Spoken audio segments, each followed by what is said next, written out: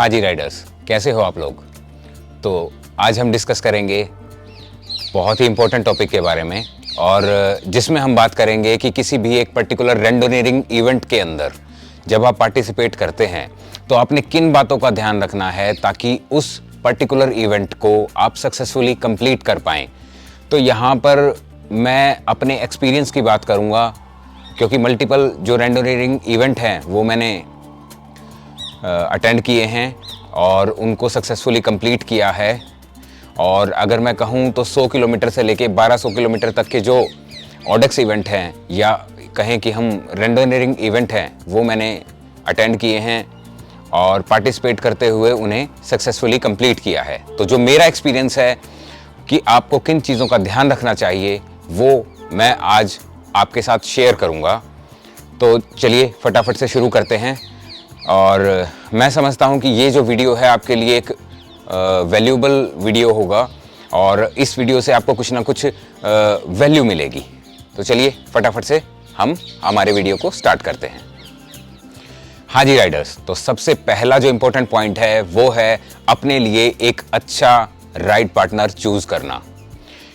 जैसा कि आप लोग जानते हैं कि रूल्स के अकॉर्डिंग कोई ज़रूरी नहीं है कि आप ग्रुप में राइड करें। आप इंडिविजुअली भी किसी भी रेंडोनियरिंग इवेंट को या फिर किसी भी ऑडेक्स राइड को या बीआरएम को कंप्लीट कर सकते हैं, उसे स्टार्ट भी कर सकते हैं और ड्यूरिंग द राइड अकेले भी चल सकते हैं और ग्रुप में भी चल सकते हैं। लेकिन आपके लिए इम्पोर्टेंट ये चीज़ इसलिए है क्योंकि कई बार क्या होता है कि जब भी आप राइड के बीच में होते हैं तो जो आपका पार्टनर है वो आपको कई तरीके से सपोर्ट करता है। वो आपको मेंटली सपोर्ट करेगा, वो आपको साइकोलॉजिकली सपोर्ट करेगा और आपको फिजिकली भी सपोर्ट करेगा in case of emergency, in case of breakdown. तो एक साथी किसी भी पर्टिकुलर राइड के अंदर काफ़ी इम्पोर्टेंट है।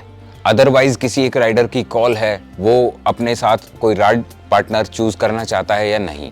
तो जब आप किसी भी राइड पार्टनर को चूज़ करते हैं तो वहाँ आपने बेसिकली मोटी मोटी दो चीज़ें देखनी हैं। सबसे पहली बात एक ये कि उस राइडर का जो राइडिंग पेस है वो लगभग आपके जैसा हो। ऐसा ना हो कि आप तो हैं 24 या 25 की एवरेज स्पीड पे चलने वाले, लेकिन जो आपका राइड पार्टनर है वो इतना स्ट्रांग है, वो 30 to 35 की स्पीड के ऊपर चलने वाला है। तो इस केस में मिसमैच होगा और या तो आप तंग हो जाएंगे या फिर वो तंग हो जाएगा। तो आपने कुछ इस टाइप का राइड पार्टनर चूज़ करना है जिसकी जो पेस है वो आपके साथ मैच करती हो।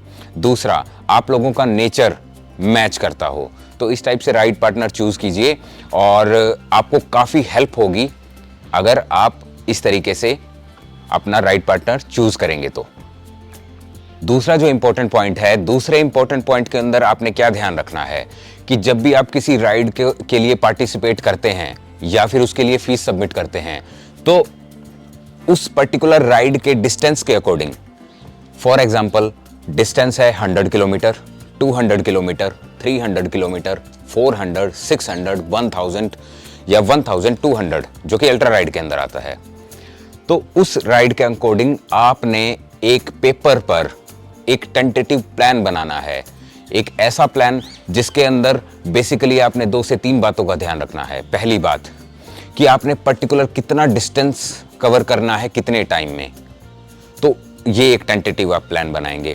कितनी देर आपने रुकना है किसी भी कंट्रोल पॉइंट के ऊपर, कितना टाइम आपको लगाना है खाने पर, कितना टाइम आपको लगाना है रिफ्रेशमेंट पर, ठीक है, कितना टाइम आपको हाइड्रेशन पर लगाना है, कितना समय आपको सोने के लिए लगाना है। ये सारी चीज़ का टेंटेटिव प्लान आप शुरू में ही कर लेंगे और उसके बाद नंबर आएगा उस टेंटेटिव प्लान को एग्जीक्यूट करने का।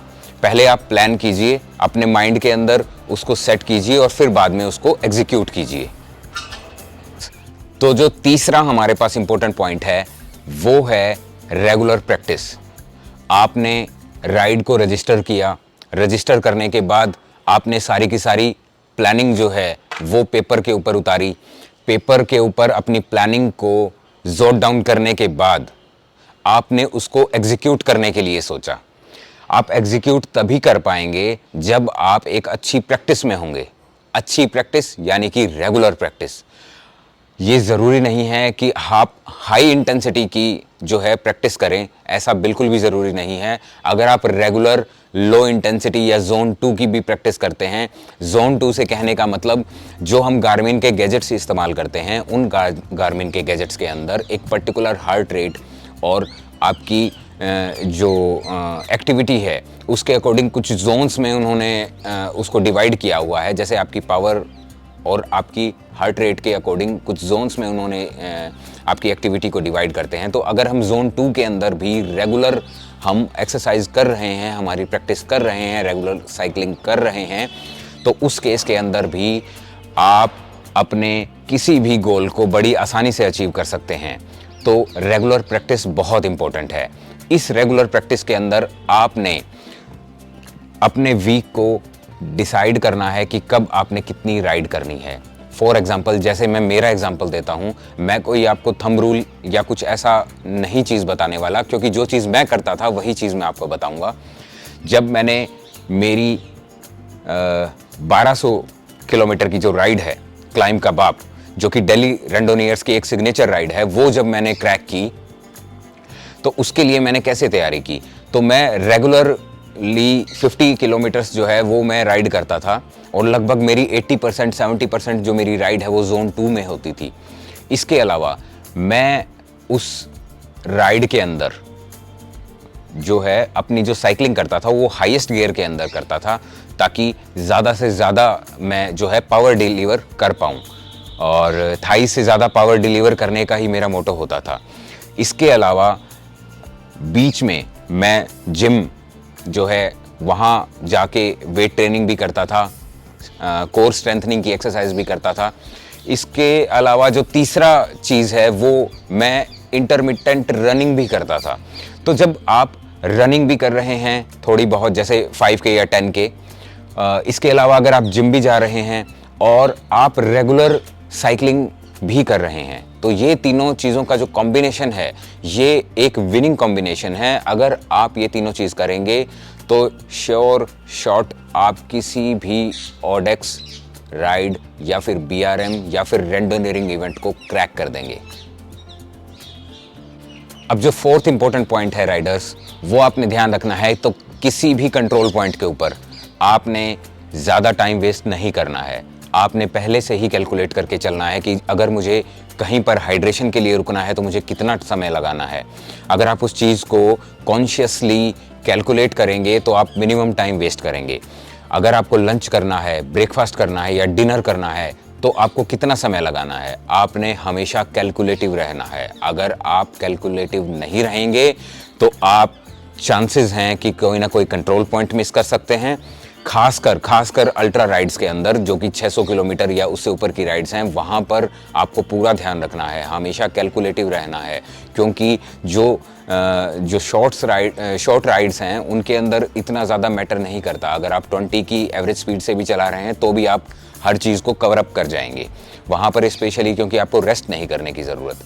तो आपको मिनिमम टाइम वेस्ट करना है नटशेल में किसी भी कंट्रोल पॉइंट पर, या फिर कहीं पर भी आप रिफ्रेशमेंट लेते हैं वहाँ पर मिनिमम टाइम वेस्ट करना है आपने। अब जो फिफ्थ इंपॉर्टेंट पॉइंट है उसमें हम क्या बात करेंगे, उसमें हम बात करेंगे आपकी साइकिल के बारे में। जब भी आप किसी इवेंट को पार्टिसिपेट करते हैं तो उससे लगभग हफ्ता या 10 दिन पहले आपने अपनी साइकिल की सर्विस करवानी है।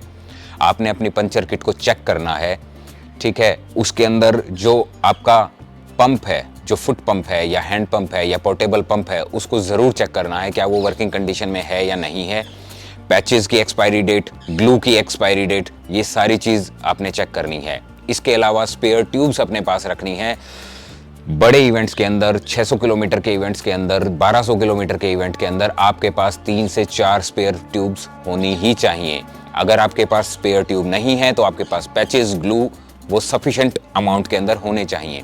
इसके अलावा एक स्पेयर टायर जो है वो भी मैं आपको एडवाइस करूँगा कि वो आप अपने साथ कैरी करें, क्योंकि कई बार ऐसे होता है कि जो टायर है वो भी डैमेज हुआ है। जब मैं राइड करता था तो मेरे पास एक बार एक पेरली का टायर था जो कि इतना डैमेज हुआ कि उसमें मल्टीपल टाइम्स 3 से 4 बार पंचर हुए। अल्टीमेटली मुझे वो टायर को बदलना पड़ा राइड के बीच में ही।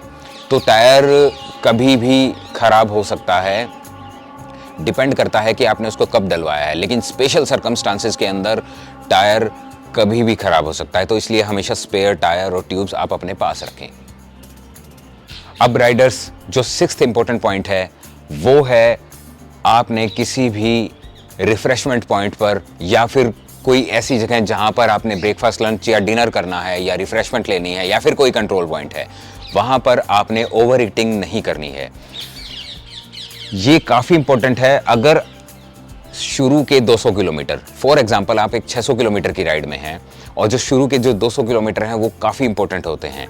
जब आप का जो कंट्रोल पॉइंट है, सबसे पहला कंट्रोल पॉइंट आप फर्ज कीजिए लगभग 100 किलोमीटर के अराउंड, या तो 75 किलोमीटर पे होगा, 80-90 पे होगा, या फिर 125 किलोमीटर्स के अराउंड होगा।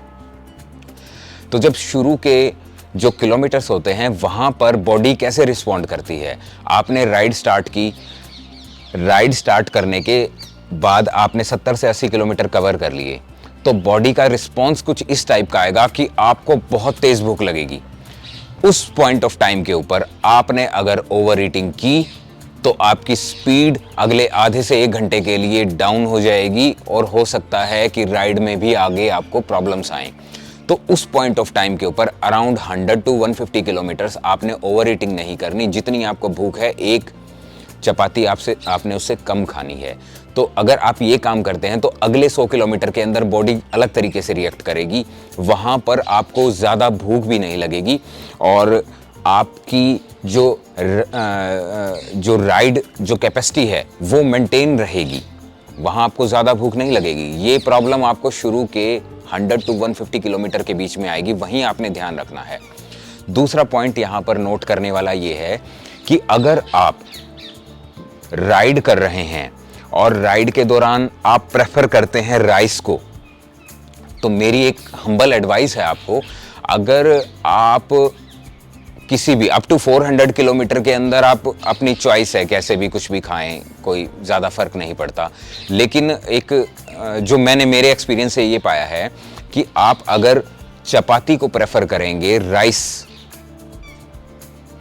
को छोड़कर, तो आपको ज़्यादा बेनिफिट होगा, क्योंकि चपाती जो है वो स्लो एंड स्टडी आपको लंबे समय तक एनर्जी देगी, बजाय कि राइस के।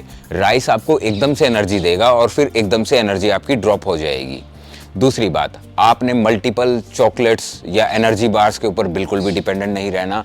आपने ये नहीं सोचना कि मैं मल्टीपल चॉकलेट्स खा खा के और पूरी की पूरी राइड पूरी कर दूंगा, ऐसा नहीं होता है।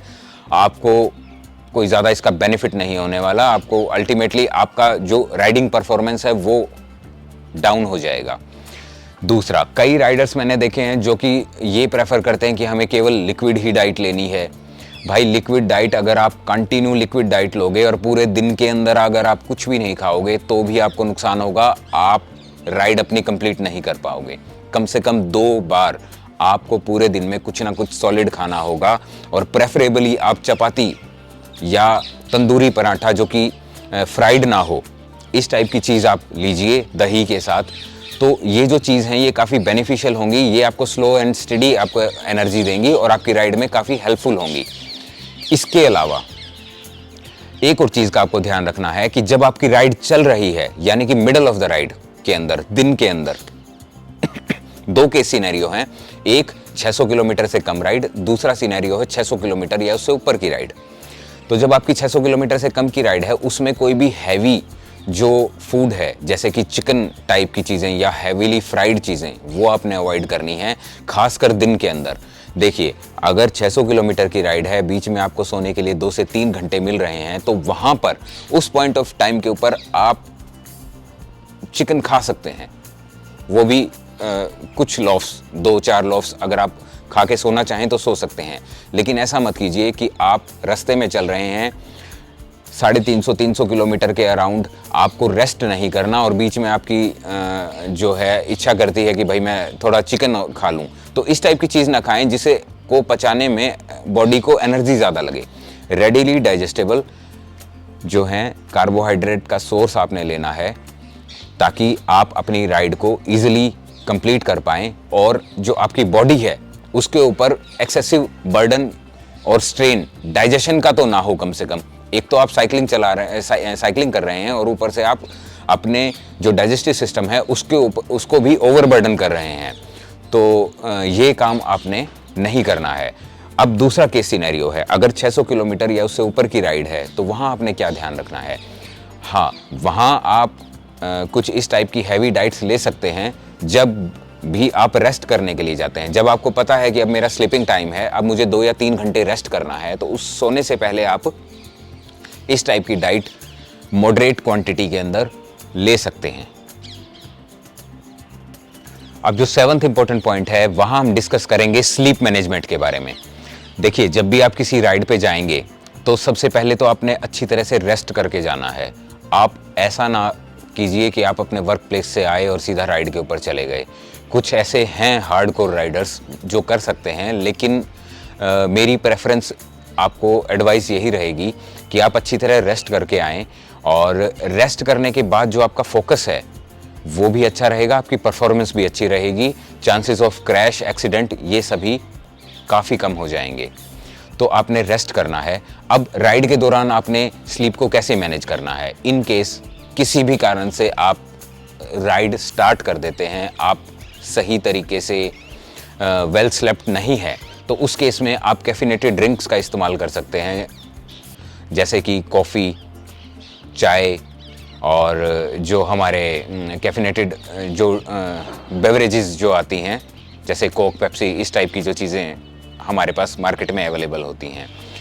लेकिन आपने इन चीज़ों का इस्तेमाल करना है। इसके अंदर मैं 2 चीज़ें अपने एक्सपीरियंस से बताऊंगा कि जब भी आप कॉफ़ी अगर ले रहे हैं तो कोल्ड कॉफ़ी का इस्तेमाल करें। कोल्ड कॉफ़ी मैं इसलिए आपको कह रहा हूँ कि जब भी हम राइड्स करते हैं, चाहे हम 200-300 कितना भी, जब हम एक्स्ट्रा एक्सरसाइज करते हैं तो बॉडी एसिड प्रोड्यूस करती है काफ़ी सारा। तो ऊपर से हम कोई भी एसिडिक जो चीज़ें हैं जैसे कि हॉट कॉफ़ी या टी अगर हम लेते हैं, और इवन कार्बोनेटेड ड्रिंक्स वो भी एसिडिक हैं, तो वहाँ हम एसिड के अंदर और एसिड हम ऐड कर रहे हैं, तो वो जो सिचुएशन है वो कहीं ना कहीं वो उसको ख़राब करता है। तो हमें कोशिश करनी है कि कोल्ड कॉफ़ी का इस्तेमाल करें या कोल्ड कार्बोनेटेड ड्रिंक्स का हम इस्तेमाल कर सकते हैं। दूसरी एक और चीज़ है जो मैं आपके साथ शेयर करना चाहूँगा कि मैंने कई राइडर्स ऐसे ऑब्जर्व किए हैं जो कि सोने से पहले चाय या कॉफ़ी पीते हैं। फॉर एग्जाम्पल, वो 600 किलोमीटर की या 1000 की या 1200 किलोमीटर की राइड में हैं, उन्हें पता है कि अब हमें 2 से 3 घंटे रेस्ट करना है, लेकिन सोने से जस्ट पहले वो चाय ऑर्डर कर रहे हैं और उसके बाद चाय पी रहे हैं। तो मेरी आपको ये एडवाइस है कि आप ऐसा ना करें, क्योंकि आपको सोना है और आप एक स्टिमुलेंट अपनी बॉडी के अंदर डाल रहे हैं। तो जब आपको रेस्ट ही करना है तो आप क्यों स्टिमुलेंट अपनी बॉडी के अंदर डालते हैं, वो आपकी नींद को ही कहीं ना कहीं ख़राब करेगा। तो आप उस समय इसका इस्तेमाल ना करें। कोशिश करें कि ज़्यादा से ज़्यादा समय आप सोने के लिए निकाल पाएँ। सोने का समय कब निकलेगा, जब आप सही समय पर अपने डेस्टिन्ड होटल या कंट्रोल पॉइंट पर पहुंच पाएंगे। वो कब पहुंचेंगे, जब आप एक अच्छी प्रैक्टिस में होंगे। तो इन बातों का आपको ध्यान रखना है, अपनी स्लीप मैनेजमेंट का भी ध्यान रखना है, ताकि आप सक्सेसफुली अपनी राइड को कंप्लीट कर पाएं। अब जो 8th इंपॉर्टेंट पॉइंट है वो है आपको, यानी कि आप राइडर्स को जो कि पार्टिसिपेट कर रहे हैं किसी भी रेंडोनियरिंग इवेंट को के अंदर, तो आपने अपनी पेस पर ही चलना है। कभी भी किसी और दूसरे राइडर की स्पीड को, पेस को आपने कॉपी नहीं करना। जो राइडर दूसरे की स्पीड को या पेस को कॉपी करता है, वो राइडर के जो फेलियर के चांस हैं वो काफ़ी बढ़ जाते हैं, इवन चाहे आपको अकेले राइड करना पड़े। मैंने कई केसेस ऐसे देखे हैं कि आपका जो इंस्टिंक्ट है वो तो है 25 के अराउंड चलने का, 25 किलोमीटर पर आवर, लेकिन आप कॉपी करना शुरू कर देते हैं 30 या 32 किलोमीटर पर आवर की स्पीड पर चलने वाले राइडर को। वहाँ क्या होगा, वहाँ आप थोड़ी देर ही उसको कैचअप कर पाओगे, उसके बाद आपके साथ या तो क्रैम्प्स की प्रॉब्लम आने लग जाएगी या फिर आप ओवर एग्जॉस्टेड हो जाओगे। जब आप ओवर एग्जॉस्ट होगे या क्रैम्प होंगे तो अल्टीमेटली आपको उस पर्टिकुलर राइड को छोड़ना पड़ेगा। तो ऐसा कभी ना करें, अपनी पेस पर चलें, चाहे आपको अकेला ही क्यों ना चलना पड़े। अब जो 9th इंपॉर्टेंट पॉइंट है, यहाँ हम डिस्कस करेंगे मेंटल स्ट्रेंथ के बारे में। देखिए, जो भी रेंडोनियर है वो फिजिकली तो स्ट्रांग है ही है, इसके अलावा वो मेंटली भी स्ट्रांग है। वो मेंटली कैसे स्ट्रांग है? जब भी कोई एथलीट या फिर कोई साइकिलिस्ट अल्ट्रा राइड्स करता है या फिर वो सेमी अल्ट्रा राइड्स को परफॉर्म करता है, फॉर एग्जांपल 100, 200, 300, 400, 600, 1000 या 1200, तो वहाँ पर उसकी फिजिकल स्ट्रेंथ की तो परीक्षा होती ही होती है, उसकी मेंटल स्ट्रेंथ की भी होती है। तो मैंने ये पाया है, मेरे साथ भी मल्टीपल टाइम्स ऐसा हुआ है, इवन 200, 300 फॉर हर राइड के अंदर मेरे साथ कभी ना कभी एक ऐसा टाइम आता है कि जो नेगेटिव थॉट्स हैं वो आपको ओवर पावर कर लेते हैं। और वो जो नेगेटिव थॉट्स हैं वो इतना ओवर पावर करते हैं कि आप अपना विचार इस टाइप का बना लेते हैं कि अब बस मुझे क्विट करना है। तो उस पॉइंट ऑफ टाइम के ऊपर आपको क्या चीज़ हेल्प करेगी? उस टाइम के ऊपर हेल्प करेंगे पॉजिटिव थॉट्स। ऐसे पॉजिटिव थॉट्स जो कि नेगेटिव को ओवर पावर कर लें। और वहाँ वो पॉजिटिव थॉट्स कहाँ से आएंगे? वो आएंगे आपके साथी राइडर से। तभी मैंने सबसे पहले फर्स्ट पॉइंट में कहा था कि अगर 300 किलोमीटर या उससे ऊपर की राइड है तो आप अपने लिए एक अच्छा राइड पार्टनर चूज करें, तो वो आपको मोटिवेट करेगा। अगर वो डिमोटिवेट होता है तो आपने मोटिवेट करना है, वाइस वर्सा आपने एक दूसरे को मोटिवेट करते हुए हर राइड को कंप्लीट करना है। तो अगर मान लिया आपके पास कोई साथी नहीं है, कोई राइड पार्टनर नहीं है और आपको इस टाइप के नेगेटिव थॉट्स आ रहे हैं, तो आपने थोड़ी देर के लिए रुकना है। अगर आपके पास अपना मोबाइल फ़ोन है तो आपने मोबाइल फ़ोन निकाल के एक अच्छा म्यूज़िक सुनना है। केवल 5 से 10 मिनट की एक्सरसाइज मैं आपको बता रहा हूँ। आपने अच्छा म्यूज़िक 5 से 10 मिनट सुनते हुए रेस्ट करना है। रेस्ट करके फिर आपने एक डिसीज़न लेना है, एक ऐसा डिसीज़न कि मैंने अभी एकदम से कोई जल्दबाजी में फैसला नहीं लेना। आज मैं जाऊंगा, मैं रेस्ट करूंगा, जो भी आपका रेस्ट एरिया होगा, रेस्ट करने के बाद फिर मैं डिसाइड करूंगा। ये मैं बात कर रहा हूँ 600 या उसके ऊपर की राइड की, क्योंकि 600 के अंदर आपको लगभग 400 किलोमीटर के अराउंड रेस्ट करने के लिए चाहिए होता है। वहाँ आप 2 से 3 घंटे रेस्ट कर सकते हैं और फिर उसके बाद अपनी राइड को कंटिन्यू कर सकते हैं। इन केस 400 या उससे नीचे की राइड के अंदर आप को इस टाइप के जो नेगेटिव थॉट्स हैं वो आते हैं, तो अल्ट्रा के लिए तो मैंने बता दिया, आपने सोने के बाद ही फैसला करना है। जब आप रेस्ट कर लेंगे तो आपका मूड चेंज हो जाएगा। हो सकता है कि आप उस राइड को कंटिन्यू करें, जिसके चांसेस 99% हैं आप उस राइड को कंटिन्यू भी करेंगे और आप उस राइड को सक्सेसफुली कंप्लीट भी करेंगे। क्योंकि जो नेगेटिव थॉट्स हैं वो आते हैं ओवर एक्सर्शन से। आपको लगने लगेगा यार मैं ये कर ही क्यों रहा हूँ, मतलब क्या मेरे को इसका फ़ायदा हो रहा है, ठीक है। और बहुत सारे मल्टी फैक्टोरियल ये जो हैं चीज़ें हैं। आपको फैमिली सपोर्ट नहीं करती, जब भी आप साइकिल पे चढ़ते हैं या साइकिल चलाते हैं तो आपको फैमिली सपोर्ट नहीं करती है, आपके फ्रेंड्स सपोर्ट नहीं करते। वो कहते हैं कि यार आप कर क्या रहे हो, क्या करने के लिए जाते हो और इससे आपको मिलता क्या है। तो इस तरीके के थॉट्स जब आते हैं तो बीच में जब आप ओवर एक्सर्टेड होंगे तो यही थॉट्स आपके दिमाग में घर कर जाएंगे और आपको ओवर पावर करने की कोशिश करेंगे और आप कन्विंस हो जाओगे और फिर कहोगे चल छोड़ यार वो सही तो कह रहे हैं। और अल्टीमेटली जब आप उस नेगेटिव थॉट्स के जो बबल है उससे निकलोगे तो पाओगे कि यार मैंने काफ़ी कुछ खो दिया। और ये वाली स्ट्रेटजी जो है मैंने खुद भी इस्तेमाल की है। एक मेरे साथी हैं डॉक्टर मनीष वर्मा, जो कि एक PhD स्कॉलर हैं हाल फिलहाल में IARI new Delhi campus Pusa institute में। तो वो मेरे काफ़ी अच्छे दोस्त हैं। तो उनको मैंने यही बात कही थी कि आपने बस एक ही काम करना है, क्योंकि वो मेरे राइड पार्टनर रहे हैं 1000 किलोमीटर LOC 1000 की जो राइड है जो दिल्ली रेंडोनियर्स ने ऑर्गेनाइज करवाई थी। तो इस बार वो किसी अपने पर्सनल रीजंस की वजह से मेरे साथ नहीं आ पाए। तो मैंने उनको यही कहा कि आपने बस एक ही काम करना है, मेरे को मोटिवेटेड रखना है थ्रू आउट द राइड, ताकि मैं इस राइड को कंप्लीट कर पाऊँ।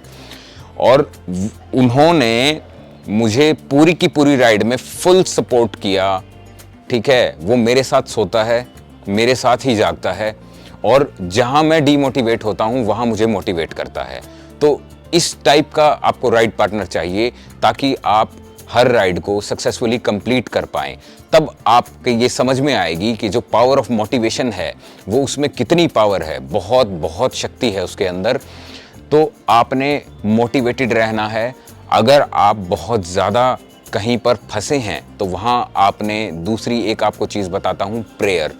आप प्रे करें, किसी जिसको भी आप मानते हैं उससे आप प्रे करेंगे तो दोनों चीज़ होंगी। आप पॉजिटिवली मोटिवेट भी होंगे और आपका जो राइड का जो नेगेटिव थॉट का जो एक जो थोड़ी देर के लिए जो आपको एक मोमेंट्री जो नेगेटिविटी आई है वो भी आपकी चली जाएगी और आप अपनी राइड को सक्सेसफुली कंप्लीट कर पाएंगे।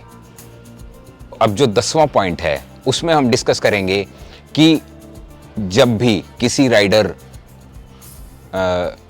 का कोई इवेंट चल रहा है तो उस पर्टिकुलर इवेंट के अंदर अगर उसको हिस्ट्री है किसी भी एलर्जी कंडीशन की या फिर हिस्ट्री है कोई भी क्रैम्प्स आने की, तो उसको ध्यान रखना है। अगर एलर्जी कंडीशन है तो वो मेडिकेशन अपने जो मेडिकल ऑफिसर है जो जिससे वो रेगुलरली कंसल्ट करता है, उससे प्रिस्क्रिप्शन लेता है, तो वो अपनी जो मेडिकेशन है वो अपनी साथ लेके चले।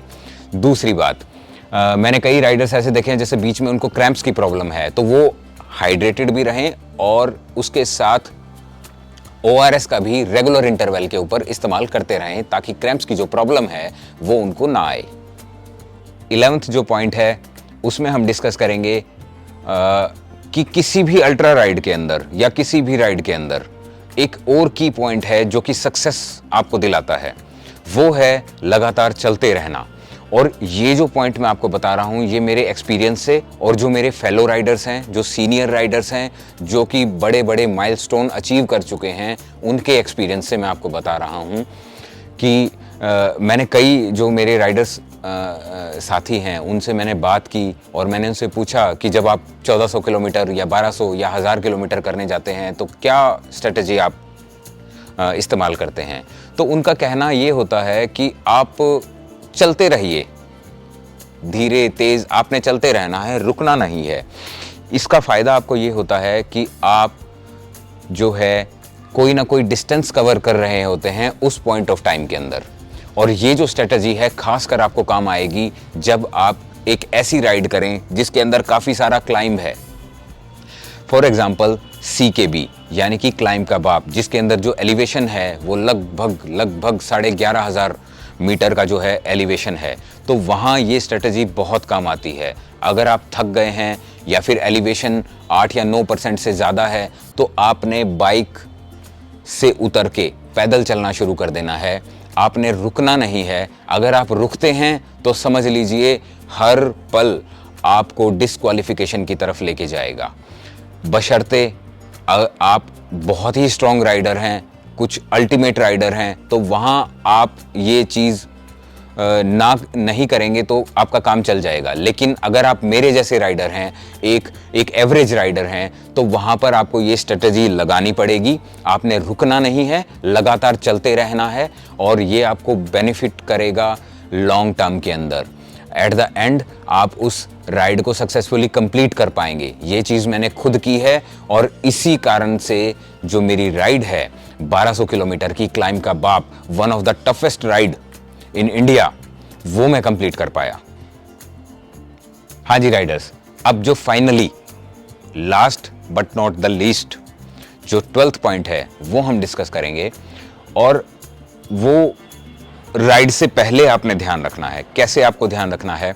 जब भी आप किसी राइड को रजिस्टर करते हैं तो आपने वहीं से अपनी प्लानिंग स्टार्ट कर देनी है। जब राइड का लगभग 1 हफ्ता रह जाए, चाहे कोई भी राइड हो, चाहे वो 1200 हो, 1000 हो, 600 हो या जो भी राइड हो, आपने लगभग 1 हफ्ते या 5 दिन पहले से जो है वो स्टर्नस एक्सरसाइज को बिल्कुल रोक देना है। और इसके अलावा आपने अच्छी डाइट लेनी है, घर का ही खाना खाना है, फ्राइड आपने खाना नहीं खाना, अल्कोहल से आपने दूर रहना है। इसके अलावा स्मोकिंग के लिए तो बिग नो है, स्मोक तो आपको करना ही नहीं है, स्मोकिंग आपके लिए है ही नहीं, ठीक है। जो आदमी स्मोक करेगा वो फिर राइड नहीं कर पाएगा, तो इसलिए आपने स्मोकिंग तो बिल्कुल आप अपना चैप्टर ही मतलब पेज ही फाड़ के फेंक दो स्मोकिंग वाला। तो ठीक है, अल्कोहल है, अल्कोहल ठीक है आप हाँ ना कभी कभार ले सकते हैं, लेकिन स्पेशली राइड से पहले आपने अवॉइड करना है और राइड के दौरान भी आपने उसे अवॉइड करना है।